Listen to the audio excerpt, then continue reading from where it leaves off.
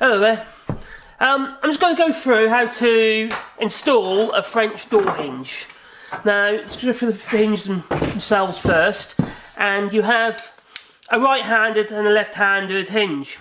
Now, it will tell you on the back of the hinge, generally a little sticker, and it says in this case, en droite, means on the right. And then we have en gauche, which means on the left. So you've got left-hand, right-handed hinges, unlike English butt hinges, which are universal, you put them either one way or the other. These have to go on either right-handed or left-handed. The reason for that is because you have one part goes on the frame and the opposing part goes on the door itself. And these are a lift-on, lift-off style hinge, which is great, you know, quite useful. So what it basically means is once the door is fitted, you're able to remove the door afterwards without undoing a single screw. You can literally just open the door until it's fully open, 90-degree position from the frame, and you can lift the door up and you can take it off. Put it back on sometimes a bit fiddly, trying to line the three hinges up. What I generally do, as a quick tip for you, is remove the middle hinge. That way, lining up two hinges is a darn sight easier than trying to get that middle one at the same time. And then I just literally just one side of the hinge. I don't have to take both sides off. So let's just take it off the door. I can then push this over the top of the hinge that's on the frame, and then screw this back to the door once I've got the door, on the other two hinges. But that's not the purpose of this video. The purpose of the video is to show you how to install or router out a French hinge into the edge of your door. Now, I've got a bit of wood here, which I've been playing about with anyway. I did another video where I showed how to manually chop out a hinge, so check out that video. And this one here, which is basically all I'm going to show you to do, and how to router a clearance for a French hinge, just like that. But we're going to do one on this side, just for the purpose of the video. So, as a demonstration. So what we're going to do is, first of all, we're going to use a thing called a jig. Now, I make my jigs. In this case, here's one I prepared earlier, but do Peter Styley. And what it is literally an oval slot in this case. This one I can use with left-handed or right-handed hinges, which is great. All I have to do is just chop out the little bit for the clearance for the barrel. Now, this oval slightly larger, you can make your own, than the size of the hinge. Now, the reason for that is, on the router we have a guide, and the guide has a distance from the router bit. In this case, there's a 6mm fluted router bit in there, so if we can show you that, that's a 6mm fluted router bit. And then we have a guide that guides around the actual jig. Now, there are other ways of doing this. You can use a fence and a couple of stops. So if you're quite handy with a router, you could put the correct width router cutter in the router. In this case it would be an 18mm. And then you could router this out in one pass, forward to back with the router. That's great, but if you're not that brilliant with a router, you're better off with a jig. I find a jig much faster anyway, to be honest. And then you can use a smaller router cutter, which means you can use a smaller router, which makes it more manageable. So first of all, we have to do is decide where you're going to put your hinge. Normally I put them about 6 inches down, or 150mm down from the top, and about 200mm from the bottom, or 8 inches from the bottom. Now, for this purpose of this video, I'm going to say, okay then, first of all, you've got to have a pencil. So we'll grab one. Right, and what? Fall all over the place. Like a weeble womble. Alright, that's my pencil, obviously. So you'd measure down from the top of your hinge, top of your door, sorry, and you put a mark. And then on my jig, I have a little line. Now, each of those lines correspond. There's two little marks there for a left-hand hung or a right-hand hung door. Now, the reason why I have these two little marks is if I didn't, and I just put it anywhere off, right in the middle, I would have a gap at either end of the hinge. Now, the reason for that is, if you notice on this hinge, there's like a washer that holds the pin. So there's a washer here, and you can see that on that hinge, but there is actually a washer there. And that washer is a couple of mil different from the other hinge. So if I didn't allow for that washer, we'd end up having to either cut the slot much bigger, cut this spacing here much longer to compensate for that slot. But this way we don't. So I have this little mark, these two marks in here. I've got to decide if it's left or right hand hinge. I line up, put the mark in here, and I visually line it up to whatever side I want. You can do it by eye, which is fine. And then we use a couple of clamps, one here. In this case I'm using F-clamps, which I've done a video about clamps, so explain what they are. So it's an F-clamp. Ideally you don't want the F-clamp pointing you and stabbing you in the chest, because it's not so great, especially if you're a lady. You won't like it. So ideally they should have really been facing the other way, but I'm a bit of an idiot. So make sure everything's clean, and stuff. Bonks. There's no more important tip than the safety specs, yeah?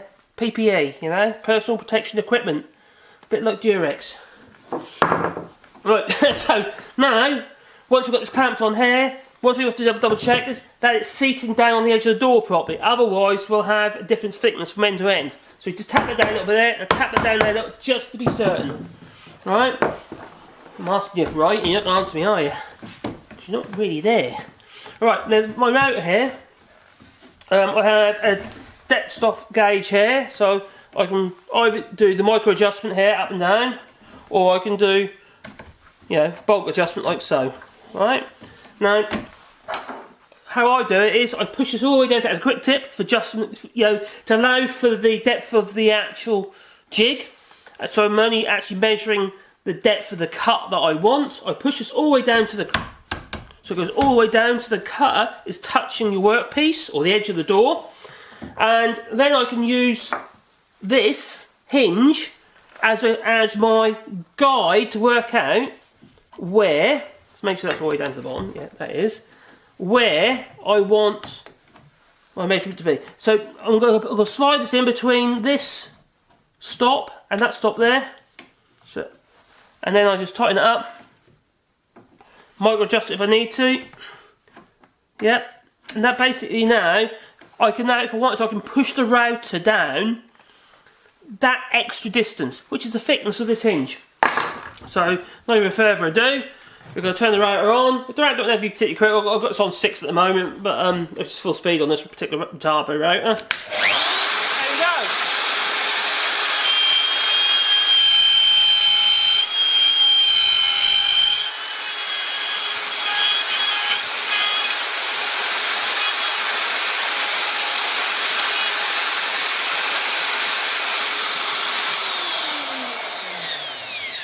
Right. It's like magic. No, it's not so, is it? That's magic. Oh, poor Daniels. God rest his soul. Right, let's take this jig off, and hey presto, we should have a little space there. Right, you've got to give it a fluffing at the end there. That'll sand off. Don't worry about that. Right now, this is the left-hand hinge, which I'm going to fit into here. And to do so, I can't at the moment. I can't get it in. And the reason for that is I've got to cut a little bit extra out to allow for this part of the flange there where the barrel's attached to. So I grab a pencil, create 2 little marks, one there and one there. If you make a right-handed and a left-handed jig with this cut already in, you won't need to do this step. You won't need to do this. It'll be, you know, hunky-dory. But I have, so there you go. So I'm going to 2 little cuts with a chisel. You can actually do this with a standing knife, to be honest. And yeah, this chisel's a bit blunt, to be honest, as well. So we just cut that out there. How dare I use a blunt chisel? It's not as sharp as it could be. And then we just peel that out there. So now I've got clearance there. So now I pop my hinge back in. It should be hey presto. Hey presto. That looks good. Just tap it in, make sure it's nice all the way along. Yeah, we're all good. And once you've done that, you grab your screws, screw it in. But if you use the screws, you want to pilot hole your holes with a drill and pilot hole bit, or use a bradawl. Now bradawl, see the one I've got here. I'll grab that. And I'll grab that screwdriver. I'll grab some screws just to show you what I mean. Right. Oh, what was that? Right, I've got a battery drill, very useful tool, everyone should have one. Right, now, I've got 4 screws there. These aren't the screws I've used for these hinges, so just purpose of the demonstration. So what I do is I make sure that my bradawl goes into the centre of the hole of the hinge. Hole, screw hole. Couple of taps, or 3 taps, whatever tap you want to do. As long as you can pull it out again, that is. Remember, it's not a nail. So you can use a pilot drill if you like. And you can actually get special drill bits for this purpose. Self-centering drill bits and hinges, but I don't bother. Can't see the point. That's for people who don't know how to use tools.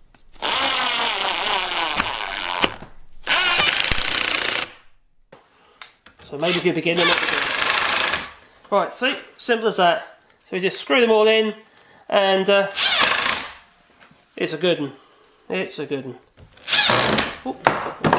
Right, so that's how you do it. So that's how you install a hinge into the edge of your door using a router. Things that we watch out for, you want to make sure your screw heads are flush or below the surface of the hinge. So when the hinge is together, like so, when you're in the closed position for the hinge, that the screw heads don't bang against each other. You want clearance, you want some space. So either you've got to router these in a touch deeper. I've done this absolutely flush at the moment. If you want to do it a touch deeper, that's up to you. But sometimes, if you, say for instance, you've got a heavy oak door, for instance, I tend to think to myself, I'd rather have some heftier screws. I'm not happy with the size of the screws that allow me to use these countersinks that are already in the actual hinge. Now, so I don't have to rely on this, I'll use a heavier screw. So a screw generally would have a bigger head as well. So then I get a countersink, metal grade countersink bit, such as this here, yeah? And I then make these a little bit bigger, a bit deeper, so I've got more clearance. And then I can use a screw, a more substantial screw with a bigger head. Yeah, a bit like me. And that way you can have the heads of the screws will still be flush or slightly below. That's just a bit of advice. So anyway, I hope you found that of use, and I hope you don't mind my squeaky voice, but, and my crazy way of things. But yeah, I hope you found that of help. And that if you would just kind of give it a thumbs up and comment below, you know, and yeah, subscribe if you would. And yeah, you've got the little argassy thingy down the bottom. Of course, a lot of instructions, isn't it? That's silly, isn't it? Loads of instructions, but yeah. So anyway, thank you for watching. Where's that button gone? Oh, is it outside? Is it in it? No. Oh, I see it. I see it.